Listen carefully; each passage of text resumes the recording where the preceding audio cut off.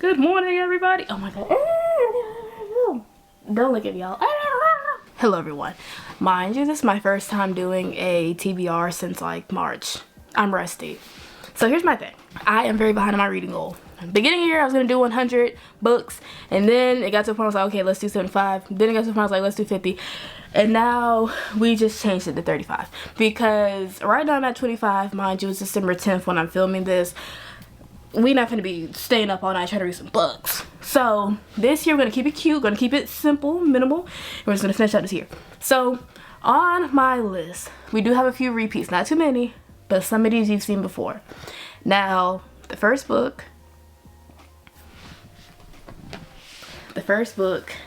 you guys are gonna beat me up for.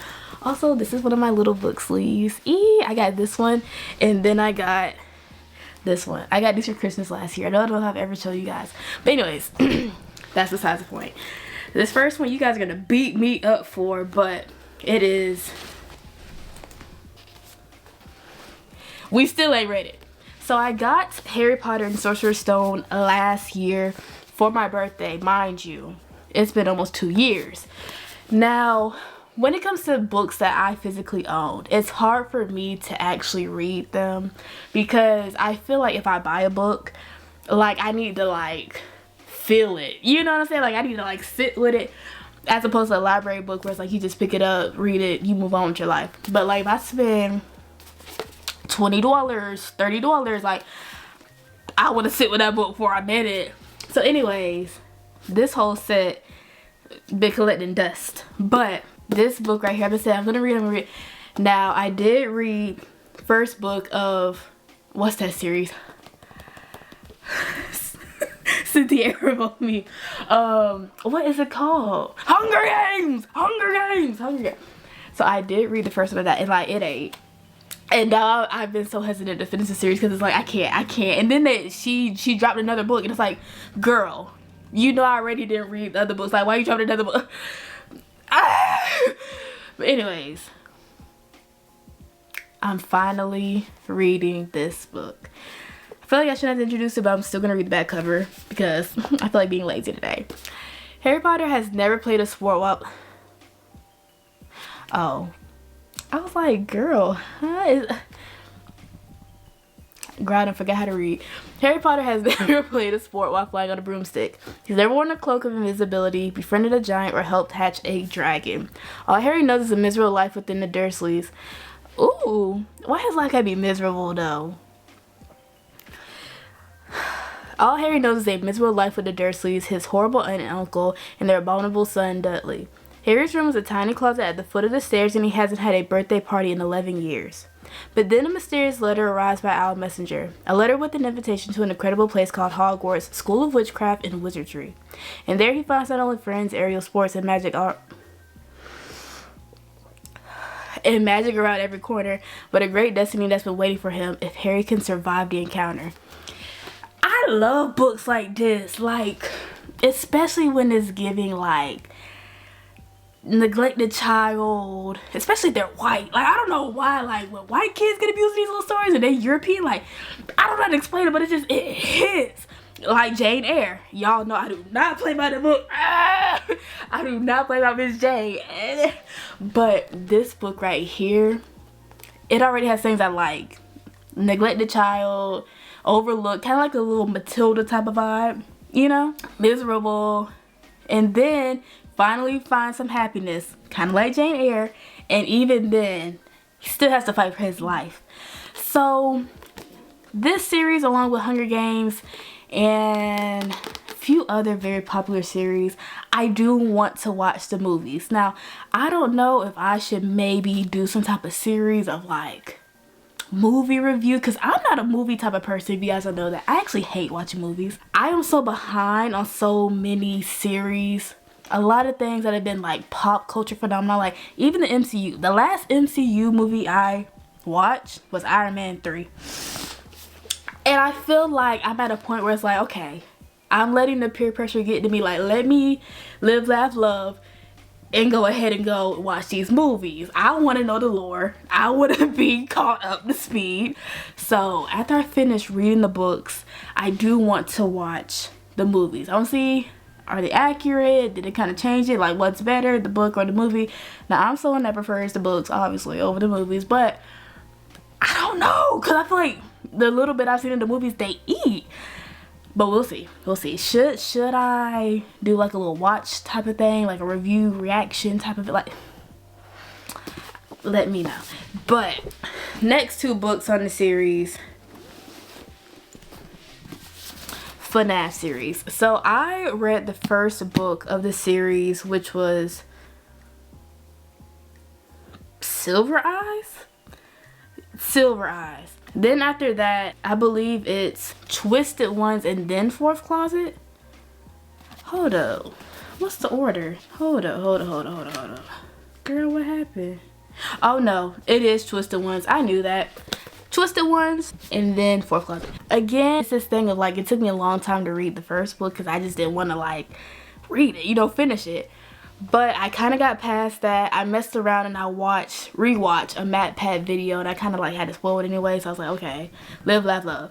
But this book is a lot thinner than the first book, so I guess a lot of people complain that it was a whole bunch of nothing. But anyways, it's been a year since the horrific events at I cannot read today. Freddy Fazbear's Pizza, and Charlie's just trying to move on. Even the excitement of a new school and a fresh start, she's still haunted by the nightmares of a mass murder and 4 gruesome animatronic puppets. Charlie thinks her ordeal is over, but when a series of bodies is discovered near her school, bearing wounds that are disturbingly familiar, she finds herself drawn back into the world of her father's frightening creations.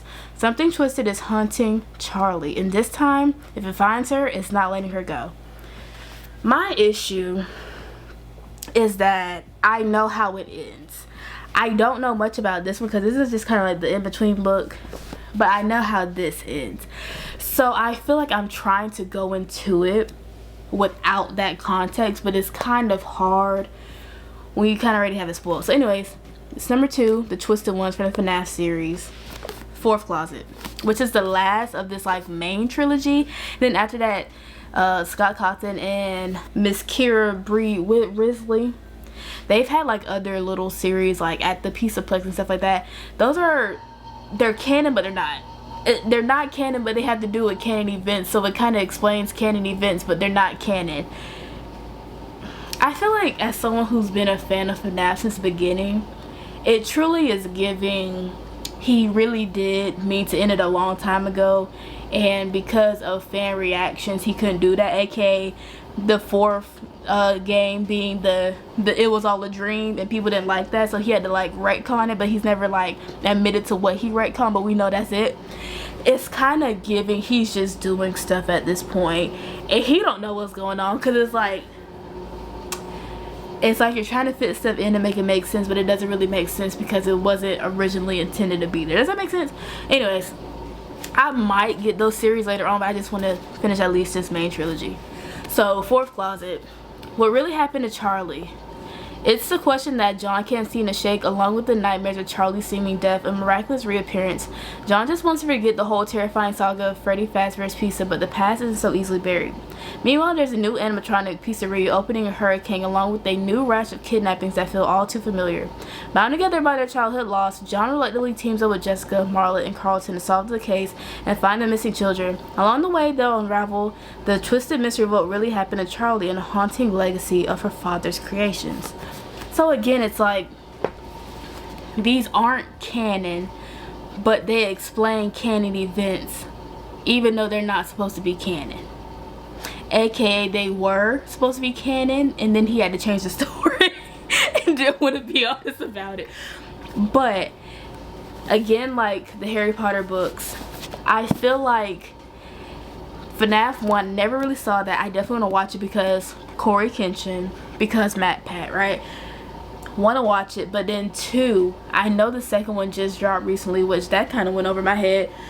I definitely want to finish these very, very soon. Watch both of those movies and kind of do maybe a little reaction. I don't know if I'll share it here. I know people are getting on Patreon. I don't know. Should I be like a movie review Patreon girly? I don't know. But like, I really want to see all these miscellaneous things, these books, these movies. They're not canon, but they relate to canon. Like,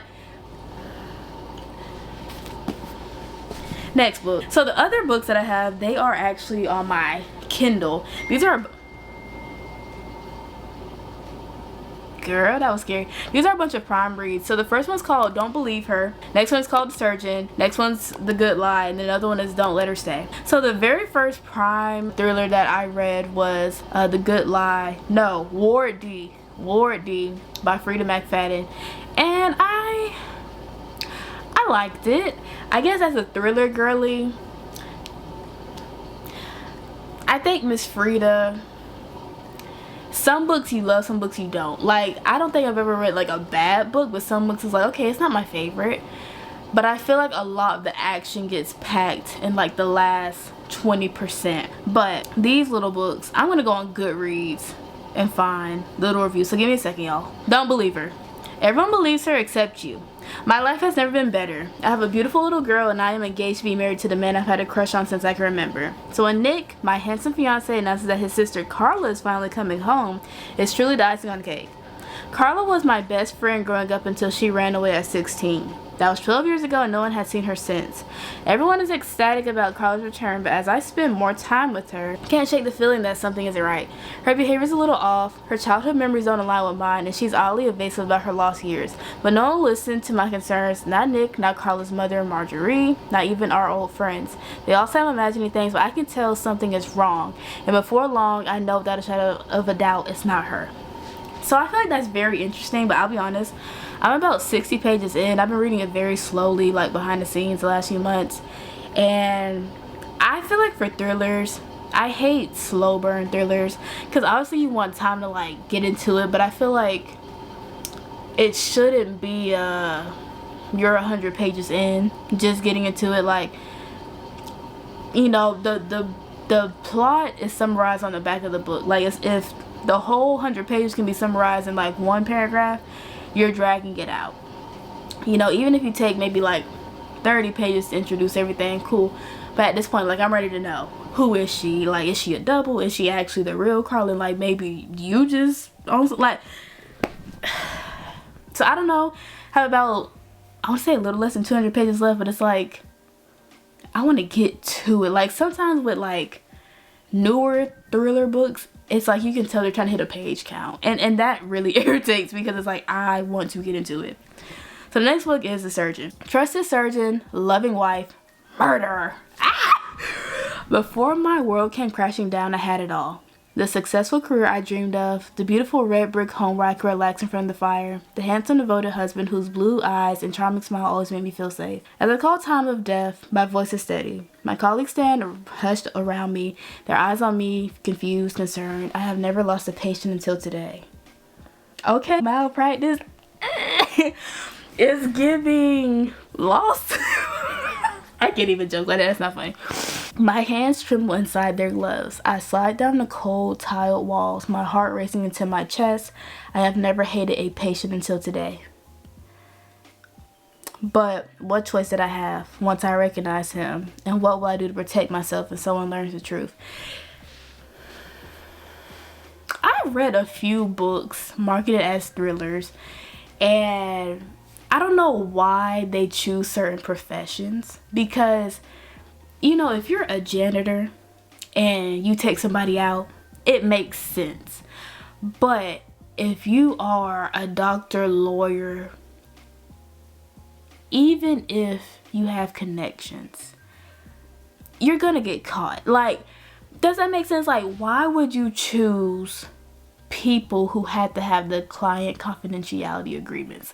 Because even when they talk about these type of occupations, you can tell they don't have an understanding of like how these things actually work. So I hope that this book isn't like that, where, you know, obviously this person isn't a surgeon, so it's like it doesn't make sense in reality.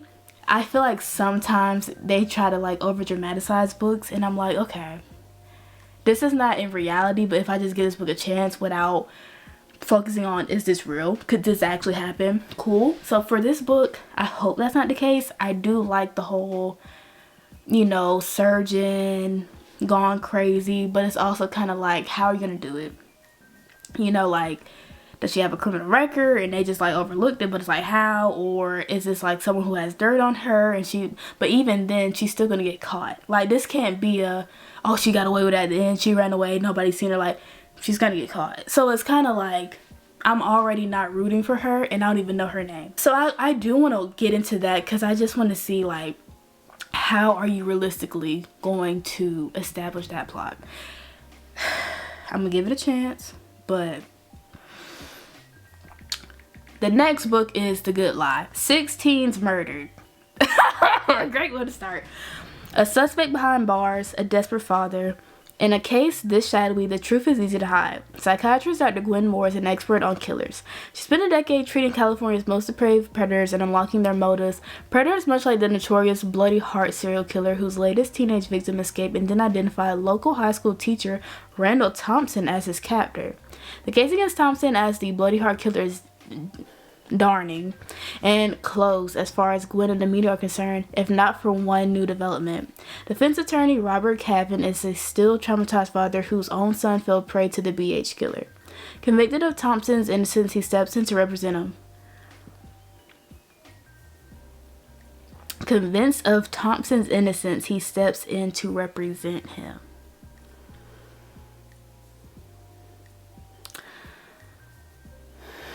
Now Robert wants Gwen to interview the accused, create a psych profile of the killer and his victims, and help clear his client's name. Maybe he the killer, cause why are you going so hard for a man who might have offed your child? As Gwen and Robert grow closer and she dives deeper into the investigation, grave questions arrive. So does Gwen's suspicion that Robert is hiding something and that he might not be the only one with a secret? 6 teenagers dead, finally the killer behind bars, but are the games just beginning? Either he's the real killer or he's a copycat killer. But either way, why you gonna take your son? And then it's giving Freedom McFadden level plot twist, but is it gonna be a good plot twist like Miss McFadden? It can be done well because I'm hooked. It's giving loosely inspired by Scream, but if they can do it well, that sounds like a really, really good book. Last one is Don't Let Her Stay. Come on, girl. Someone inside your house wants you dead, but no one believes you. Joanne knows how lucky she is. Richard is a wonderful husband. Evie is the most gorgeous baby girl. They live in a beautiful house. Life can be better till Richard's 20-year-old daughter Chloe turns up. Chloe hasn't spoken to her father since the day he married Joanne 2 years ago, but Chloe wants to make peace. She'll even move in for a few weeks to help Joanne with the new baby. Sounds perfect, but when things happen that make Joanne feel like she's losing her mind, she begins to wonder, is Chloe really here to help? Or has Joanne made a terrible mistake by letting her move in, and is it too late to ask her to leave? Girl, it's not too late. Tell her to go on. But also, it is kind of even fake because when it comes to your home, you don't let everybody in your bubble. 2, you can reconcile your relationship, but again, you don't have to cross that line of like, you're in my home, you're in my space, especially around my vulnerable baby. But 3, girl, you might be tripping. Like, because I guess like once I read it, I'll get it. But like as of now, it's kind of giving you're doing too much. Like she might be problematic, but is she going? She's probably not gonna bother y'all. Like let's be so serious. Now the next few books I have, it's gonna be books I've never heard of series. So I have these 3 books right here. First book I got a few years ago from a professor. It is The Happiness Project. This has also been on my TBR in the past, but like I've just never got around to like finishing this book. But this book is, ooh, girl, this is crusty. In this lively and compelling account, Reuben chronicles her adventures during the 12 months she spent test driving the wisdom of the ages, current scientific research, and lessons from popular culture about how to be happier. Among other things, she found that novelty and challenge are powerful sources of happiness, that money can help buy happiness when spent wisely, that outer order contributes to inner calm, and that the very smallest of changes can make the biggest difference. I'm very funny about self-help books, psychology books, because it can either be very insightful and helpful, or it can be very big-headed individual thinking that they understand everything because maybe they took one little psychology class in college and now they're just an expert about human behavior. So I feel like either this is really like a little mini autobiography, or either it's kind of giving like, how do I say this? It's like the 2025 equivalent of doing like those self-help workshops online for like $500 scamming people, but like back in the day version. I feel like I'll either love this book or either hate it. If this is like a very insightful, like this is how I got my life together type of book, I mean, I'm living for it. But if it's something that's giving, she just chatting and there's no substance to it, like, next book is Sang Unburied Sang. Now, this book I also got around that same semester. I was supposed to be in one class and they switched me to another class last minute, but I decided to keep the book. It's by Miss Jesmyn Ward. This was my first Jesmyn Ward book, but I never read it because, again, I don't like reading my personal collection. So my first book that I actually read that was Jesmyn Ward is Let Us Descend. Let Us Descend. So having read that book, it wasn't something that's like, ooh, I love Miss Jesmyn, but it's like, okay, like if I want to try out some historical fiction, especially like AA historical fiction, I'll definitely check her out more, get into it. That's definitely not the type of genre I love because some things are a little bit triggering for me, but I do think that Miss Jesmyn, along with Colton Whitehead, they are both great authors in that genre. So I'm very interested to read this. I know it does kind of dip into those themes, but the biggest thing is I just love this texture of book. I don't know if you guys can see it. It's like one of those, I don't know what you call it. Look at it. Girl, you can't tell, but it's like one that has like that little like slightly rough texture to it. I love it. But part ghost story, part road novel. This historic National Book Award winner is a dazzling journey through Mississippi's past and present, and an epic tale of hope and survival. Following a family making the trip from their Gulf Coast town to the Mississippi State Penitentiary, Sang Unburied Sang tests the strengths of emotional bonds and the pull of our collective history. In a haunted landscape for a family reeling from loss, the trip is fraught with danger. This gorgeous novel, animated by Ward's lush and vibrant language, is rich with connection, meaning, and healing. So again, I have gone into AA books this year. I'm not against AA books, but again, it can just be very heavy, especially as someone who is, you know, chocolate. But that was my ancestors. I'm screaming. My ancestor said no. I'm screaming. Girl, my whole setup just... Now, I've been recording almost 25 minutes. This thing ain't filled this whole time. My whole setup is knocked. Okay. I do look forward to reading this. But I feel like it's just very heavy. This book is a little bit shorter than some of those AA books I've read, so I might be able to handle it now. But this has been sitting on my shelf for a while. I have wanted to read it. As someone who's not really like...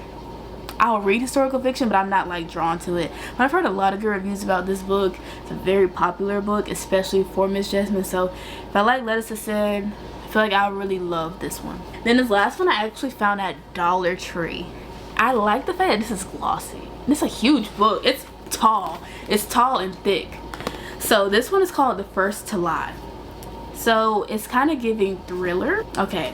We all have our reasons for being who we are, but what if being someone else can get you what you want? After a devastating betrayal, a young woman sets off an obsessive path to justice no matter what dark family secrets are revealed. What she doesn't know is that she isn't the only one plotting her revenge. These are the type of books that I love, but I try to avoid thriller so much. But I'll be honest, I think that this year forcing myself to put down thrillers and mystery has also been a big part of why I have not read as much. So I feel like sometimes too much thriller, too much mystery, it does kind of get repetitive. But I also feel like I love just the investigative aspect of it. At the end, whatever twists are revealed, like, was I right? Did I get this right? Oh my god, it was that character. I love that character. This character was a good guy. I hated that character. Like, but I feel like other genres, outside of maybe like fantasy because you're going on a journey, I feel like they just don't hit that well for me unless it's like general fiction that has like a little bit of everything. But I've been trying to like get into romance and historical fiction, and you know, I feel like it definitely is like hit or miss for me, but I feel like I'm still trying to find my book when it comes to that. So something like this, even though it's 350 pages and it's a tall book, so like, let's be honest, if it was printed regular size, it would probably be 400. To me, this is a quick read. But these are my 15 books. So again, we have Harry Potter. We have Harry Potter and Sorcerer's Stone, Five Nights at Freddy's Twisted Ones, Five Nights at Freddy's Fourth Closet. Then we have Don't Believe Her, The Surgeon, The Good Lie, Don't Let Her Stay, The Happiness Project, Sang a Buried Sang, and then The First to Lie. All of my physical books are coming with me, and all of my digital reads we'll be reading in the background, silently in the back, and all of these videos should be posted this month.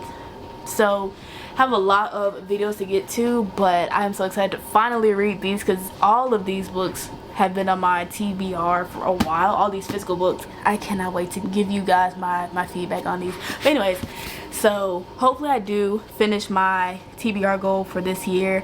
Wish me luck, guys. That being said, I hope you guys enjoyed this long video, and next year I do want to be a little bit more consistent. We're gonna do a little bit better, guys. We're gonna hit those reading goals, but as of this year, live, laugh, love.